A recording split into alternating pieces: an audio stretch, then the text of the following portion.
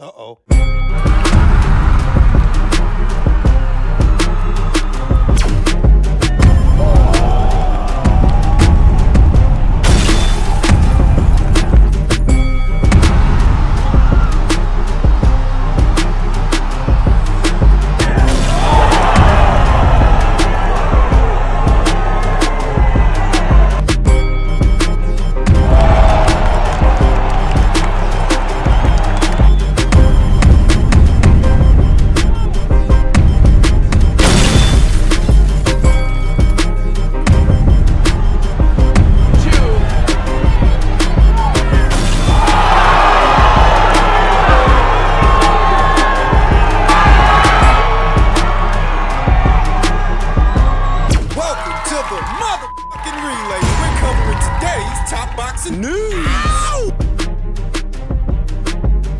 Okay, we'll start with this. A few words from the fighters. Ahead of tomorrow night's fight, tomorrow night's mega match, rematch, Katie Taylor said, "I've put my body through the trenches these last few months. It's an amazing opportunity we both have, and I can't wait to step in there and showcase what I can do again." Amanda Serrano said, "I'm chasing greatness, and that's going up 3 divisions to face Katie Taylor once again, and I will be victorious." Taylor added, "I believe that I won the last fight clearly, and I've just got to go in there Friday night and beat her again. I took her biggest shots, and I wasn't moved. That's not how some would describe it. Some would say that Amanda Serrano came closer to knocking out Katie Taylor than anyone before her, than Christina Nardatu, than Delphine Persoon, both times. In hindsight, I feel like she came closer than Chantel Cameron. Chantel beat Katie. Not saying that she didn't, but looking back, I feel like Amanda came closer to knocking Katie out. That was the most hurt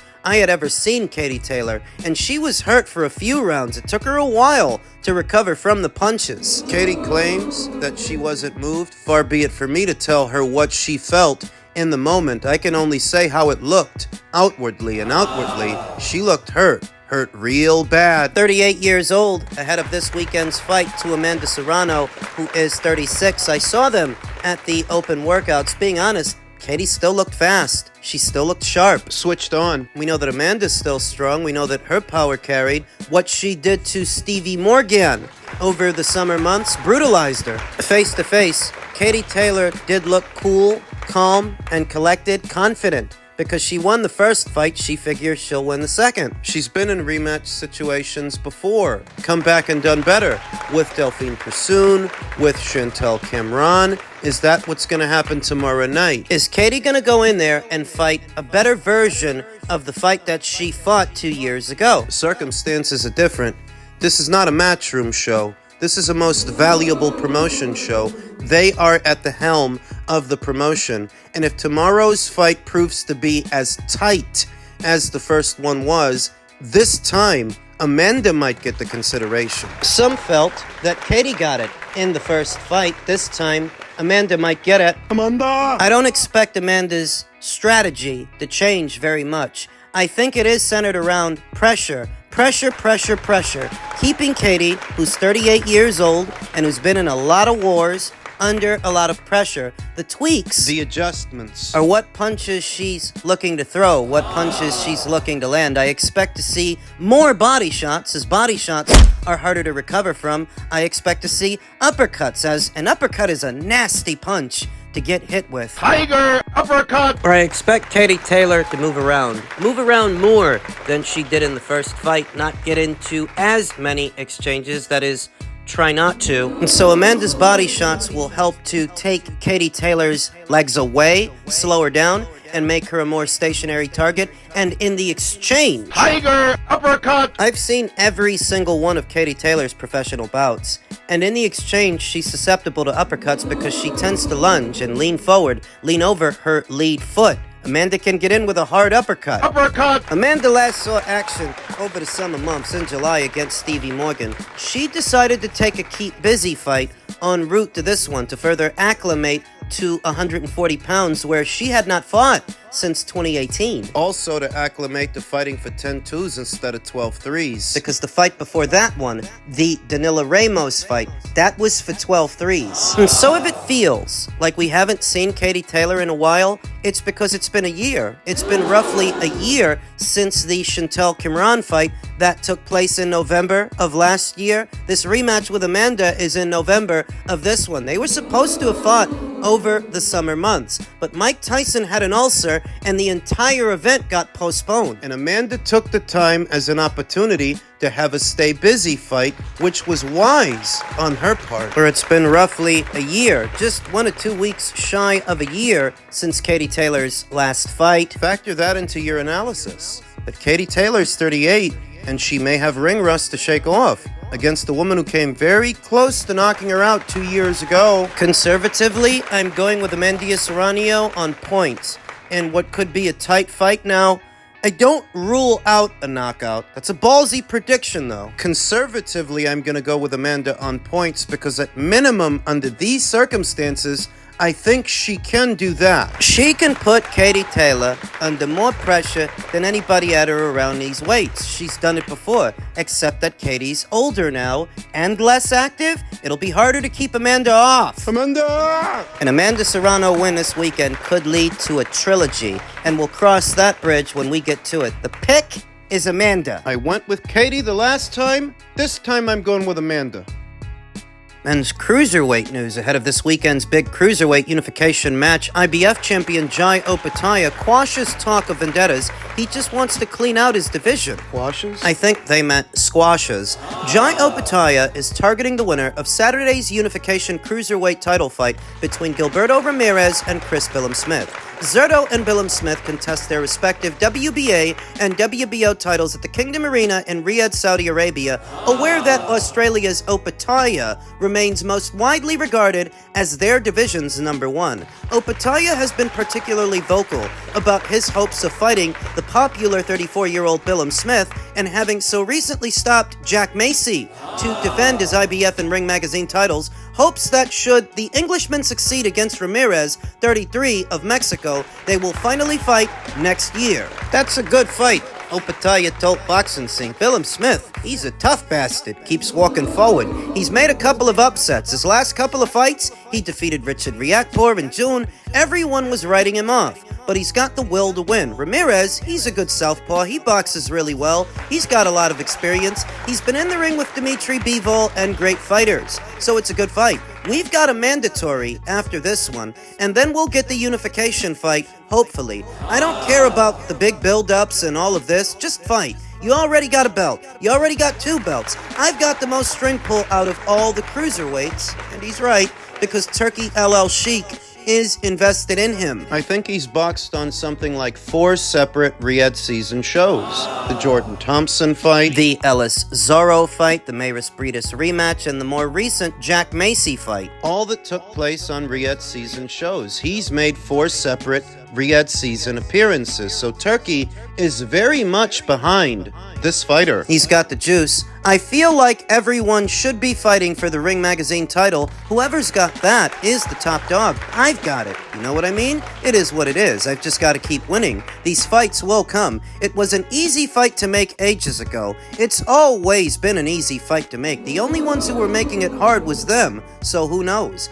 I just always get asked about it. It's the name Billam-Smith. I don't care about Billam-Smith. It's not like I'm chasing him as an individual. I believe he's a good dude. He's a good fighter. But I just want the belts. It's not like a personal vendetta towards one of these fighters. It's just, if I'm not fighting for unification fights, then I'm only maintaining what I have, and that's not what we want to do. We don't want to maintain, we want to progress and move forward. The expectation that light heavyweights Artur Beterbiev and Dimitri Bivol are destined for a rematch, when previously there had been speculation about moves to cruiserweight, has contributed to Opetaia's increased focus on Ramirez versus Billam-Smith. When he described the fight with Billam-Smith as easy to make, he had been asked if his rival's presence on a promotion overseen by the General Entertainment Authority had made their matchup easier to achieve, because Opetaia has consistently fought on dates they have financed. He was also asked about the value of their interest in a weight division that is typically overlooked, and he responded, "I don't want to toot my own horn, but I feel like I'm a big reason why. We've built this division, not by myself, but me, from my neck of the woods, and then you've got all the other pommies, Englishmen, from their neck of the woods, and then the Sheik taking a liking to my style and bringing me on these cards." It is true. Historically, the Cruiserweight division has often been overlooked for the more popular heavyweight division, where Cruiserweight was treated like heavyweight's ugly, flat-chested sister with acne. But is Jai Opetaia, Chris Billam-Smith, Zurdo, is that the reason that the Cruiserweights are now getting more attention? I don't think so. I think that has more to do with the previous cycle, Oleksandr Usyk. Everything he's been able to do at Cruiserweight and at heavyweight has given rise to the search for the man that might fill his shoes or duplicate his success, the next great cruiserweight. If people are talking more about cruiserweights now, I think it's because of Usyk. It's been a big process. Even when Oleksandr Usyk was the leading cruiserweight, there wasn't much hype around it because they were all Europeans. They couldn't really speak English, so it was hard to sell for the big American audiences in the main events and stuff like that because they're unsellable to wider audiences. You know what I mean? I think that's just the right timing as well. I honestly feel everything's happening for a reason.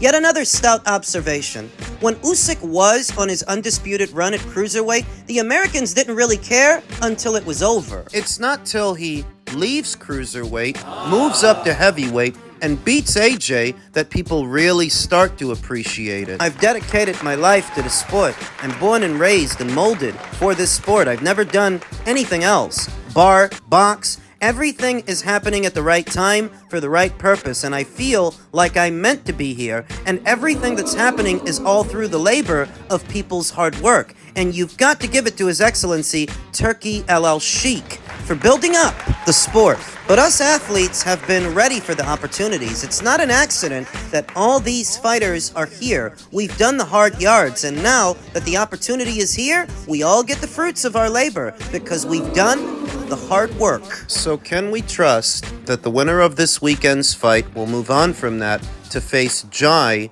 next year? I don't think Oscar really wants to put Zurdo in the ring with Jai if he wins. Because you had to bypass Jai to get to Chris Billam-Smith. Remember, Jai Opetaia and Zurdo Ramirez box on the same platform. Oscar's not stupid. You had to go around him to get to Chris Billam-Smith because Oscar and Zurdo might look at Chris Billam-Smith as being more beatable at least, than Jai. The stuff that Oscar says about Eddie, Whenever one of Eddie Hearns' fighters loses, makes it that much more obvious that as a promoter, Oscar is more concerned with keeping his fighters winning than putting on the best fight, putting on the best show, and those two things are mutually exclusive. he loves to take shots at Eddie and at Eddie Hearns' stable, but if he really believed what he was saying, why did you go after Chris Billam-Smith instead of Jai Opetaia? He was right there, boxing on Riyadh's season shows. So if Zurdo Ramirez emerges the victor on Saturday,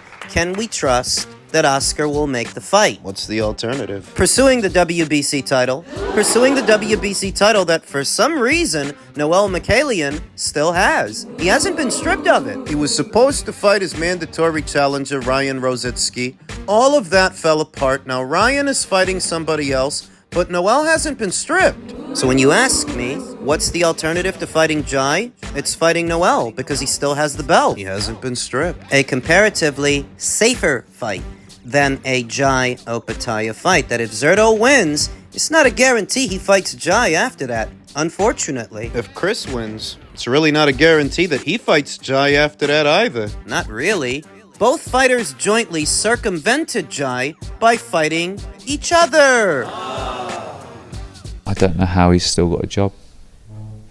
After the abysmal stuff that he's done with Deontay Wilder, I don't know how he's still got a job. I think he's just a guy that just talks a lot of shit. And, you know, all of the shit he talks, he never comes, you know, to truth, you know what I mean? He said that Deontay Wilder is going to be so much more developed and skilled, and, you know, he got him, you know, shooting to the body with a jab and not using his height or his attributes and trying to set up like other shots rather than his right hand. Let's be real, it's his best shot.